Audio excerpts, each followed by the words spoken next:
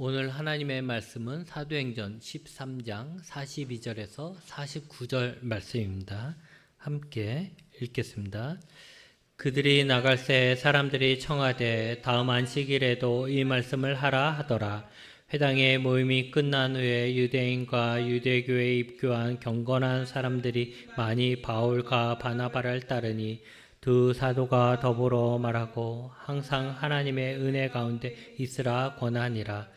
그 다음 안식일에는 온 시민이 거의 다 하나님의 말씀을 듣고자 하여 모이니 유대인들이 그 무리를 보고 시기가 가득하여 바울이 말한 것을 반박하고 비방하거늘 바울과 바나바가 담대히 말하여 이르되 하나님의 말씀이 마땅히 먼저 너희에게 전할 것이로되 너희가 그것을 버리고 영생을 얻기에 합당하지 않은 자로 자처하기로 우리가 이방인에게로 향하노라. 주께서 이같이 우리에게 명하시되 내가 너를 이방의 빛으로 삼아 너로 땅끝까지 구원하게 하리라 하셨느니라 하니 이방인들이 듣고 기뻐하여 하나님의 말씀을 찬송하며 영생을 주시기로 작정된 자는 다 믿더라. 아멘.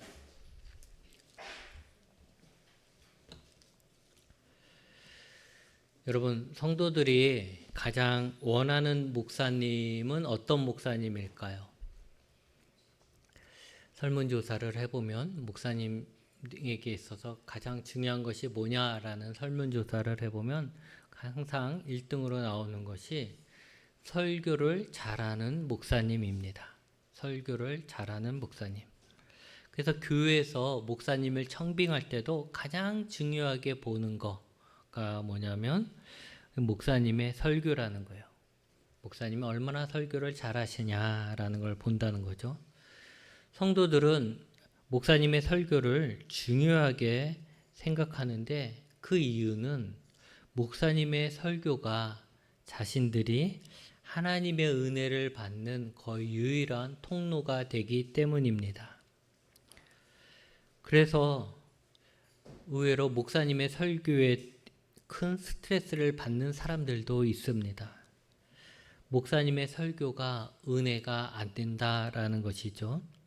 교회 가서 예배는 드려야겠고 그 예배 때마다 은혜가 안 되는 설교를 또 들어야 하니까 그것이 큰 스트레스가 되는 것입니다.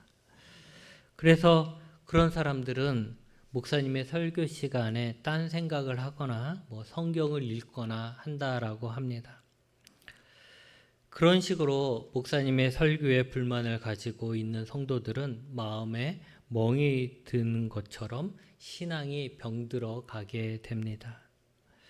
또 이런 것을 알기 때문에 목사들이 가장 힘들어하면서도 중요하게 여기는 것이 바로 이 설교입니다.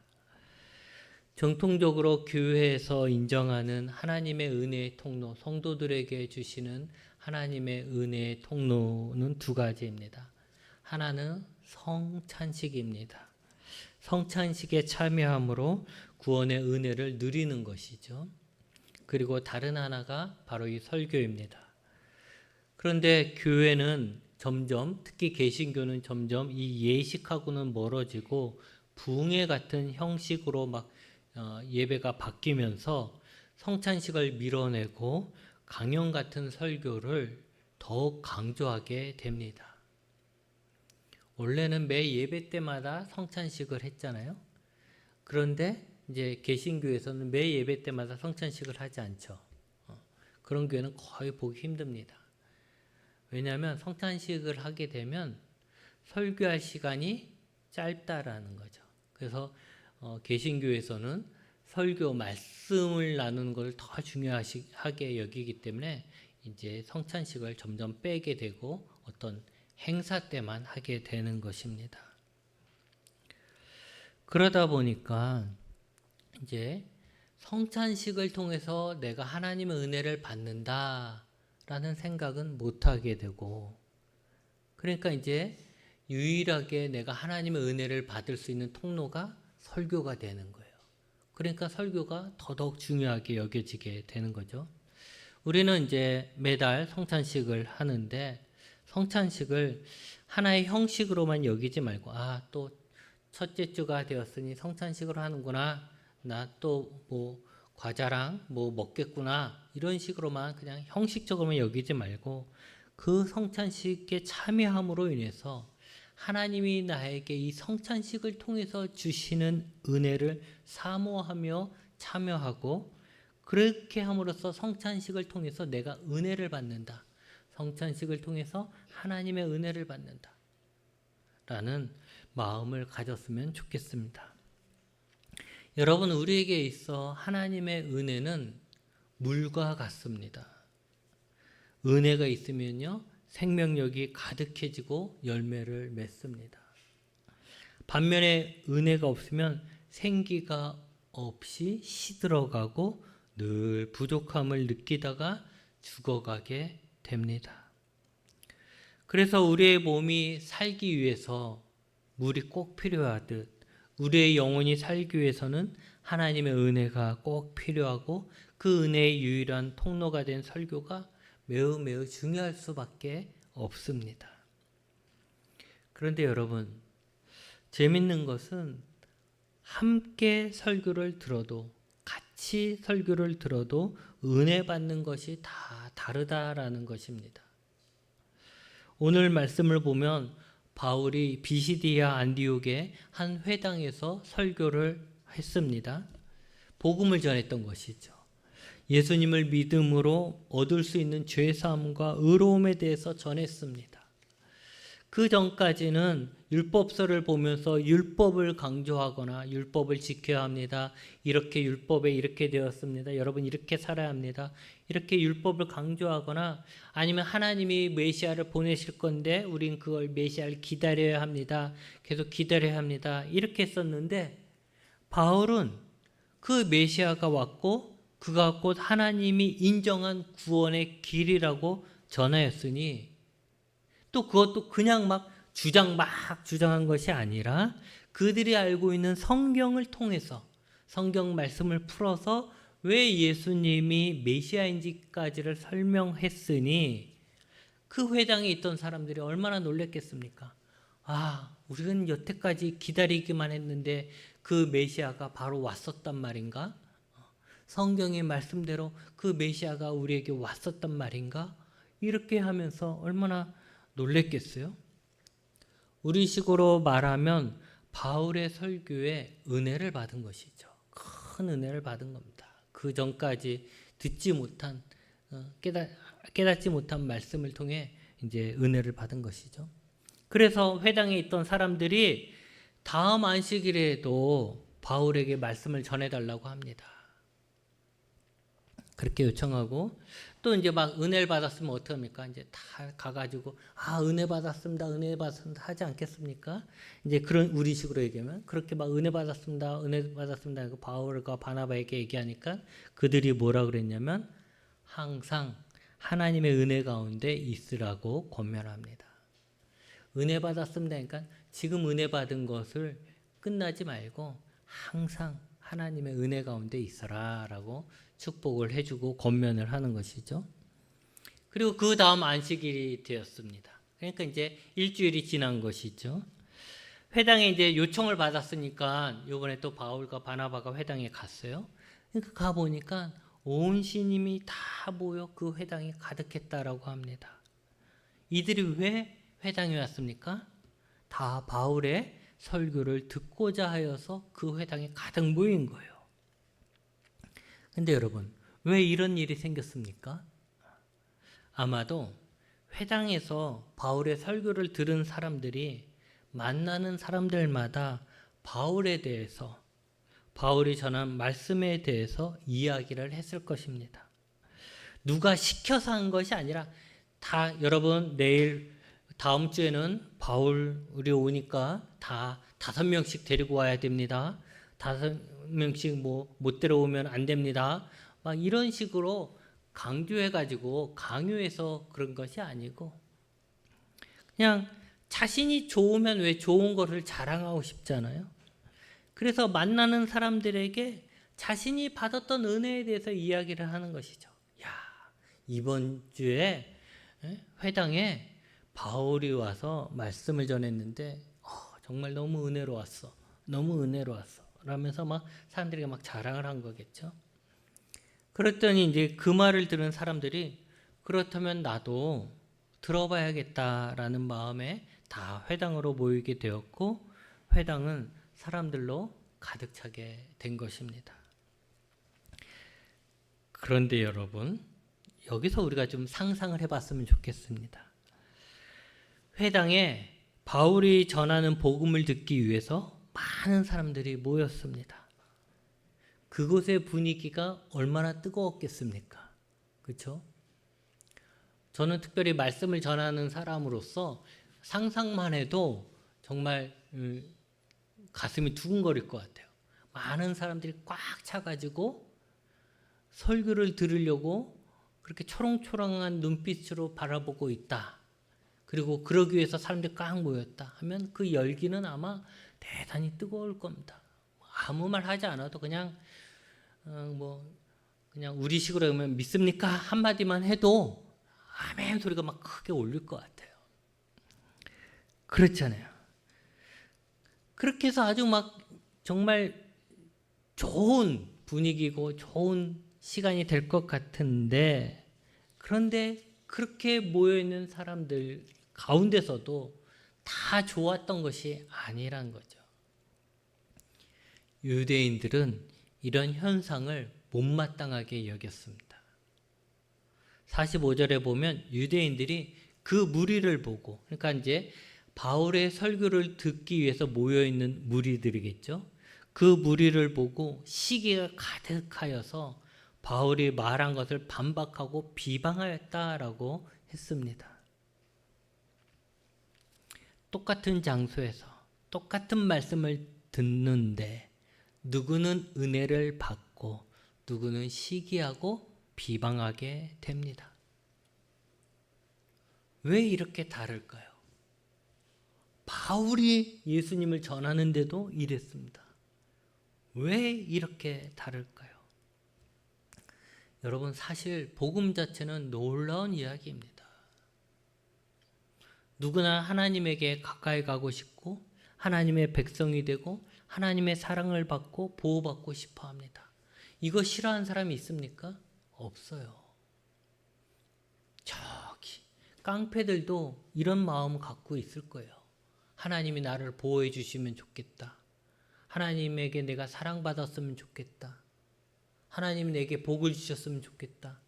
이런 것은 온 세상의 모든 사람들이 다 그런 생각을 갖고 있다라는 것이죠. 하지만 그 방법을 알지 못하는 것이죠. 그런데 하나님이 메시아를 보내서 그 메시아를 통해 하나님께 용서함을 받고 하나님의 백성이 되어 하나님과 가까이 지낼 수 있다. 드디어 하나님의 복을 받을 수 있다. 하나님의 사랑을 받을 수 있다. 하나님의 백성이 된다. 라고 이야기하니까 이것이 얼마나 사실 놀라운 이야기입니까, 여러분? 아직 그런 거에 와닿지 않는 것 같은데. 그러면 이렇게 한번 생각해 보십시오. 누구나 다 꿈에 그리는 집이 있을 겁니다. 잔디가 다 깔린 마당에 수영장도 있고 넓은 테라스도 있고 멋진 전원주택을 다들 꿈꾸시겠죠. 그런데 살고 싶어 합니다. 그런데 그렇게 살지 못해요. 왜냐하면 그런 집을 살 돈이 없으니까 못 산다는 거죠. 그런데 어느 날 한 부자가 와서 자신의 이름으로 계약서에 사인하고 그 집에서 살라고 합니다. 돈은 다 자기가 지불하겠다라고 하면서 그렇게 살라고 합니다. 여러분, 만약 여러분이 그러면 여러분은 어떨 것 같습니까? 그 사람의 말을 믿는 사람은 정말 로또에 당첨된 것처럼 기쁠 거예요. 반면에 믿지 않는 사람은 이 사람은 사기꾼이라고 생각할 거고 전혀 기뻐하지도 않을 겁니다. 이 집이 얼마나 좋은지, 이 집이 뭐가 특색이 있는지 한만 설명해도 저런 사기꾼, 사기치고 있네 라고 생각하니까 하나도 안 기쁜 거예요. 똑같이 집을 주겠다라는 말을 들었지만 그 말을 믿는 사람들은 기쁘고 그 말을 믿지 않는 사람은 기분이 나쁜 것이죠. 물론 여러분, 이건 예화예요. 지금 만약에 여러분들에게 이렇게 집을 주겠다라고 하면서 사인해라, 여기다 사인해라, 막 이렇게 하고 뭐 도장 갖고 와라 이러면 100% 사기꾼입니다, 여러분. 예화로 그런 거고요. 여러분, 똑같이 복음을 듣지만 그 복음을 믿는 사람은, 정말 그 복음을 믿는 사람은 그 약속이 자신의 것이 되어서 기뻐요. 복음을 듣고 천국에 갔을 때 기쁜 게 아니고, 내가 복음을 듣고 천국에 간다라는 그 사실로 인해서 지금 이 땅에 있을 때부터 기쁜 거죠. 얘기한 것처럼 그렇게 좋은 집이 있다, 가서 네가 살아라, 내가 돈 다 지불했다라는 것이 있다면 그 집에 가서 살 때도 기쁘지만 그 집으로 간다라는, 갈 수 있다라는 그 사실을 아는 지금부터 기쁜 거죠. 그래서 이 사람도 똑같이 복음을 듣고서 그 약속이 내 것이 되었으니 기쁘고 하나님을 막 찬양해요.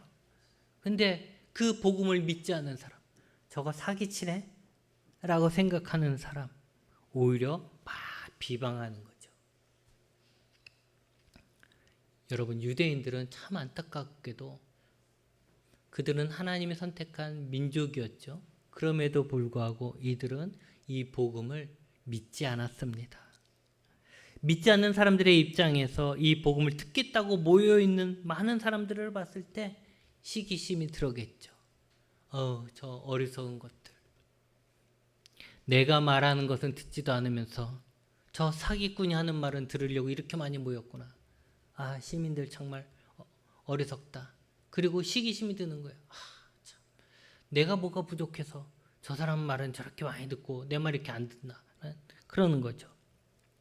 그러면서 여기에 위기의식이 느껴지는 거죠. 유대교인들을 바울이 빼앗아간다라는 인식이 들었을 겁니다. 그렇지 않겠습니까?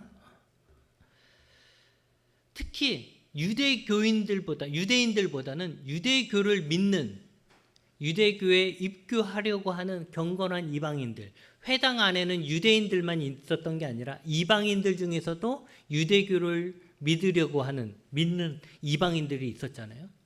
그러니까 그런 사람들이 이제 동요돼서, 바울에 의해 동요돼서 다 회당을 빠져나가서 이제 바울을 따르게 된다라는 거죠. 그런 위기의식을 느꼈던 거죠. 유대인들은 율법을 지키는 것을 중요하게 생각하고 사람들에게 꼭 지켜야 한다고 말합니다. 심지어 유대교에 관심이 있는 이방인들에게도 너 유대교인이 되려고 하면 할례를 받아야 돼 라고 이야기를 해요. 반면에 바울이 전한 복음에는 율법을 지켜야 한다는 것이 없어요. 할례를 받지 않아도 된다라고 합니다. 율법이 아니라 메시아이신 예수님을 믿으면 된다라고 말을 하죠. 그러니까 이방인의 입장에서는 할례까지 받아야 하고 율법을 다 지켜야 하는 유대교는 너무 어렵게 느껴지는데, 바울이 전한 복음은 예수님을 믿으면 되니까 상대적으로 더 쉽게 느껴지고 더 매력적으로 받아들여지게 되는 것입니다. 이렇게 사람들이 다 바울의 설교를 듣고 이제 막 따르게 되니까, 그렇게 분위기가 잡히니까 유대교 입장에서는 신도를 빼앗기는 위기감이 드는 것입니다. 여러분이 생각해도 유대교인들이 좀 기분 나빠할 만하지 않습니까? 내가 설교할 때는 몇 명 모이지도 않았는데 어느 날 새로운 부흥 강사가 와서 설교를 한다니까 사람들이 막 몰려들어서 교회가 가득 찼다면, 심지어 우리 교인들까지도 그 부흥 강사를 따라 나간다면 기분이 나쁘지 않을까 하는 것이죠. 아마도 여러분들 다 욕할 겁니다. 유대인들이 매우 화가 나서 바울에게 따졌던 거죠. 너희가 그럴 수 있냐라는 거죠. 유대교인 너희도 유대인인데 유대인인 너희가 이럴 수 있느냐라는 것이죠. 그때 바울과 바나바가 이렇게 이야기합니다. 우리는 너희에게 먼저 복음을 전했다. 너희에게 먼저 복음을 전했다. 그때 너희가 이 복음을 받아들였다면 너희들을 통해서 이방인에게 복음이 전해졌을 것이다. 하나님이 이방인에게 구원의 빛으로 너희들을 선택해서 너희들을 사용하셨을 것이다. 그런데 너희가 복음을 거부하고 그 은혜를 거부하니까 우리가 이방인에게 직접 전하는 것이다 라고 하는 것이죠.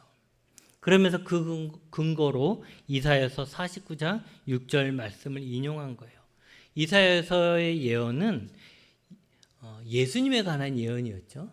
구원자 오실 메시아에 대신 예수님에 대한 예언이었습니다만 그것을 예수님을 따르는 자신들에게 주신 명령으로 받아들인 거예요. 거기서 인용한 것이 내가 너를 이방의 빛으로 삼아 너로 땅끝까지 구원하게 하리라는 말씀이었습니다. 이런 거죠. 우리는 유대인 구원자 예수를 너희가 믿지 않고 받아들이지 않았다라고 해서 너희가 반대한다고 해서 우리가 멈출 수는 없는 것이다. 왜냐하면 우리는 이방의 빛으로 땅끝까지 구원하라는 명령을 주께로부터 받았기 때문이다라는 거예요. 그래서 자신이 지금 이런 행위에 대해서 이방인에게 막 복음을 전하는 것에 대해서 이방인에게 하나님을 전하고 그들로 하여금 하나님의 백성이 될 수 있다라고 말을 하는 것에 대해서 정당하다 이렇게 주장하는 거죠. 그러니까 유대인들은 막 분노하는 것이죠. 율법을 통해서 유대교를 통해서 이방인이 하나님의 백성이 되어야 되는데 뭐 예수를 통해서 예수를 믿음으로써 백성이 된다니까 화가 나는 거예요. 분노하게 되는 거죠. 그래서 너희와 우리는 다르다라는 것을 확실하게 느끼게 되니까 막 이제 실제로 나중에 선교하는데 교회가 선교하는데 가장 큰 방해를 하고 박해를 했던 자들이 이방인이 아니라 거의 다 유대교인들이었어요. 유대교인들이 그렇게 박해를 한 거예요. 반면에 유대교인들은 그렇게 막 화가 났지만 반면에 이방인들은 하나님이 자신들에게 이 복음을 주셨다라고 하니 기뻐하고 환호한 거죠. 자신들의 빛으로 이들을 보냈다고 하니 얼마나 기뻐했겠습니까? 그리고 그들은 믿었어요. 아, 예수님이 우리에게 빛이구나, 우리의 구원이구나 라는 것을 믿은 거예요. 여러분, 처음에도 말했지만 우리 모두에게는 하나님의 은혜가 꼭 필요합니다. 근데 그 은혜는 주로 설교를 통해서 주어집니다. 그러기에 목사는 설교를 잘하기 위해서 노력을 합니다. 하지만 목사만 노력해서 되는 것이 아닙니다. 설교를 듣는 사람들도 하나님이 지금 목사님의 설교를 통해서 나에게 은혜를 주신다는 것을 믿고 은혜를 받아야 합니다. 말씀을 믿지 못하고 반박하고 비방하면 그런 태도로 말씀을 듣게 되면 은혜를 받을 수가 없습니다. 바울이 와서 설교해도 은혜를 받을 수가 없습니다. 또한 중요한 것은 예배 시간에 설교를 통해서 은혜를 받는 것에서 끝나면 안 됩니다. 그것은 잠깐이에요. 하나님의 은혜는 잠깐 받고 끝내서는 안 되고 항상 하나님의 은혜 가운데 우리가 있어야 합니다.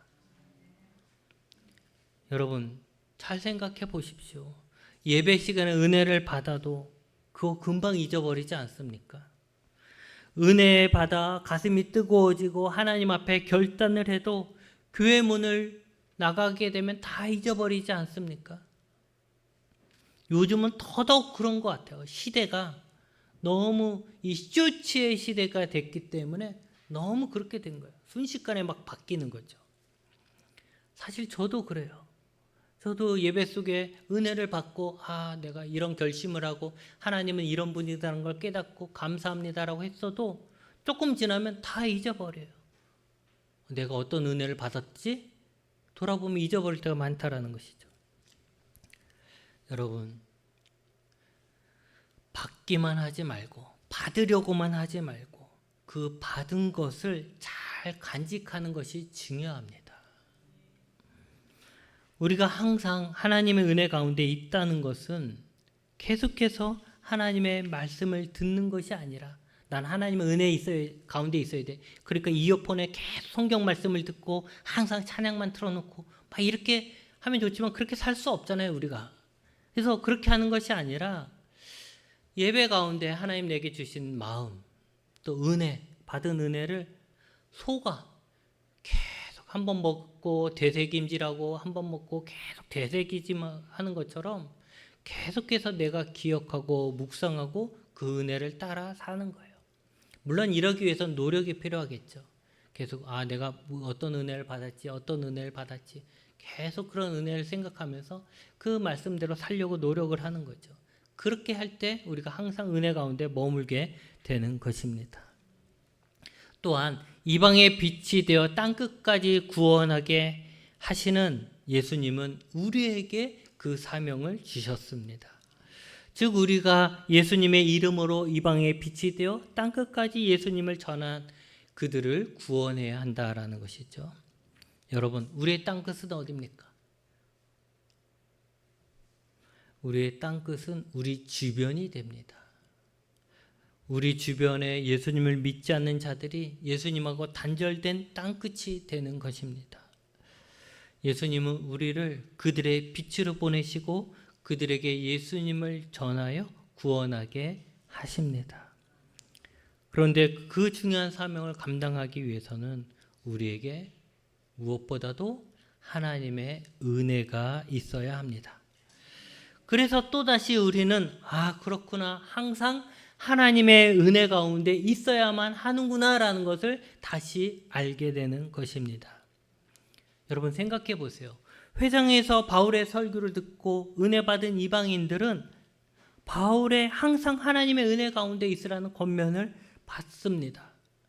그들은 일주일 동안 은혜 받은 것은 잠깐 짧은 시간이었겠지만 그렇지만 그들은 일주일 동안 만나는 사람들에게 자신이 받은 은혜를 계속 전했어요. 왜? 자기에겐 계속 그 은혜가 남아 있었기에. 자기에게는 바울이 전한 그 은혜가 계속 있었기 때문에 그걸 계속해서 이야기할 수 있었던 것이죠. 그러니까 그 결과 온 시민이 거의 하나님의 말씀을 듣고자 해서 회당에 모였습니다. 이들이 이렇게 전도한 것은 성경적인 지식으로 한 것이 아닙니다. 어떤 막 기적을 행하고 봐봐 이렇게 되니까 너도 교회 와야 돼 이렇게 했던 것이 아니죠. 그들은 그냥 그 한 주에 받은 은혜를 잘 간직하고 있다가 만나는 사람들에게 그걸 나눴을 뿐입니다. 내가 은혜가 가득하니까 그 은혜를 계속 나눈 거죠. 근데 재밌는 것은 은혜라는 것은 나누면 사라지지 않고 오히려 배가 되는 것이죠. 여러분 교회마다 전도하기 위해서 얼마나 많이 노력을 합니까? 그래서 갖가지 전도 방법이 다 있습니다. 칼갈이 전도 방법도 있고요. 여러 가지 옛날엔 진돗개니 뭐니 하여간 수없이 많은 전도 방법이 개발되었죠. 그런데 여러분 그런 거 다 몰라도 내가 매 예배 때마다 은혜를 받고 그 은혜를 잘 간직하고 산다면, 그래서 믿지 않는 사람들에게 내가 받은 은혜를 조금씩 나눠주고 예수님의 사랑의 이야기를 해준다면 그것이 가장 강한 전도 방법이 되지 않을까 싶습니다. 여러분 비방하지 말고 시기하지 말고 반박하지도 말고 하나님의 말씀을 통해 주시는 은혜를 받으십시오. 그리고 그 은혜를 금방 잊지 말고 항상 하나님의 은혜 가운데 있으면서 예수님이 우리에게 주신 사명인 이방의 빛이 되어 내가 받은 은혜, 내가 만난 예수님을 전하십시오. 하나님의 은혜가 항상 우리 모두에게 있기를 바랍니다. 기도하시겠습니다.